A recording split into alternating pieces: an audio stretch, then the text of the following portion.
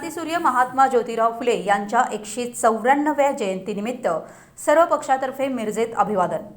मिरज शहरातील महात्मा फुले उद्यान येथील महात्मा ज्योतिराव फुले यांच्या पुतळ्यास दीप प्रज्वलन करून व पुष्पहार अर्पण करून मिरज शहरातील सर्व पक्षीय पदाधिकारी व कार्यकर्ते यांच्या वतीने अभिवादन करण्यात आलं। यावेळी महात्मा फुले यांच्या जीवनचरित्रावर ज्येष्ठ सामाजिक कार्यकर्ते प्राध्यापक शिवाजी त्रिमुखे, राष्ट्रवादी काँग्रेसचे सांगली शहर जिल्हा सरचिटणीस जयलाभ शेख व रिपब्लिकन स्टुडंट्स फेडरेशनचे अमोल वेटम यांनी मार्गदर्शन केलं।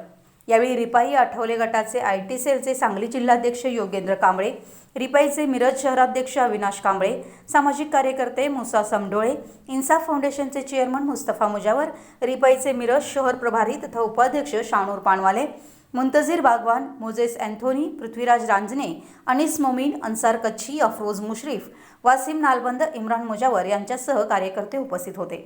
मराठी एस न्यूजसाठी मिरजहून इम्रान मुल्ला।